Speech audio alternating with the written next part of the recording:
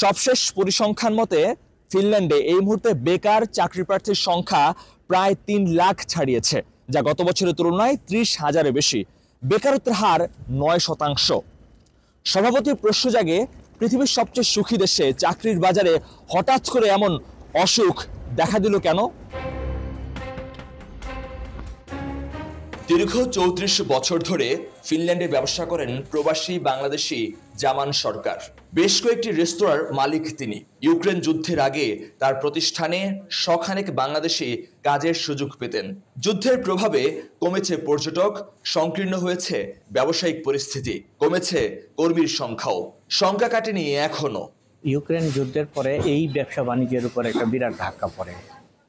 যেহেতু Finland European ইউনিয়নের একটা দেশ, সেই কারণে ফিনল্যান্ডকে ইউক্রেনের পক্ষ অবলম্বন করতে হয়েছে এবং একই সাথে ফিনল্যান্ড ন্যাটোর মেম্বার হওয়ায় রাশিয়ার সাথে ফিনল্যান্ডের সম্পর্ক বিরাট ধাক্কা লাগে, যার জন্য ফিনল্যান্ড এবং রাশিয়ার মধ্যে ব্যবসা বাণিজ্য সম্পূর্ণ বন্ধ হয়ে যায়।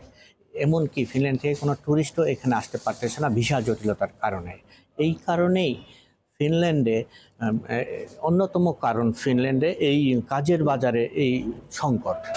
রাশিয়া ইউক্রেন যুদ্ধ বদলে দিয়েছে ফিনল্যান্ডের চাকরির বাজার। লক্ষাধিক ইউক্রেনীয় অভিবাসী গ্রহণ করেছে দেশটি। চাকরির বাজারে অগ্রাধিকার তাদের। সুযোগ কমেছে অন্য অভিবাসীদের, ফলে বিপাকে পড়েছেন বাংলাদেশি শিক্ষার্থী ও প্রবাসীরা। তার উপর ফিনিশ ভাষা না জানার খড়গ। যে কোনো জবই যেগুলো আপনার মানুষের সাথে কমিউনিকেট করতে হলে ওরা ফিনিশ ল্যাঙ্গুয়েজটাকে প্রেফার করে। ফিনিশটা হচ্ছে one of the hardest language in the world. আর ওই ল্যাঙ্গুয়েজটা আমাদের শেখার মতো যে স্কোপটা বা অ্যাভেলেবিলিটি ওইটা আসলে নাই। ইউক্রেন আর রাশিয়া যুদ্ধের পরে একটা হিউজ পরিমাণ ইউক্রেনিয়ান মানুষ ফিনল্যান্ডে এসেছে বা সার্টেন অ্যামাউন্ট জব ক্রাইসিস তৈরি হয়েছে এই ফিনল্যান্ডে। এত পরিমাণ আসলে অ্যাপ্লিকেন্ট হয়ে গেছে, তারা চাচ্ছে ল্যাঙ্গুয়েজের সাথে সাথে যদি কেউ কোনো স্কিল কোনো জব তারা পেয়ে থাকে, সেটা তাদের জন্য খুবই ভালো একটা বিষয় আর কি। চাকরি বাজার সম্পর্কে ধারণা নিয়ে ফিনল্যান্ডে আসার তাগিদ ক্যারিয়ার পরামর্শকদের।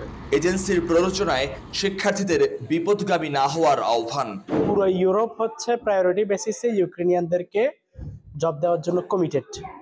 তো এখন বাংলাদেশ থেকে আগে যে পরিমাণ স্টুডেন্ট আসতো বা যে কোনো ভিসায় মানুষজন আসতো, এখন সেটার সংখ্যা বাড়ছে একদিকে, কিন্তু অন্যদিকে ওদের বিজনেস সেক্টরে জবের পরিমাণ তো কমছেই, কিন্তু যেসব জব ওপেন আছে সেগুলোও প্রায়োরিটি বেসিসে ইউক্রেনিয়ানরা পাচ্ছে। সমীক্ষা জানাচ্ছে সুখী এই দেশটির প্রতি প্রবাসীদের আগ্রহ এখন পড়তির দিকে। মহিউদ্দিন মধু, সময় সংবাদ, ফিনল্যান্ড।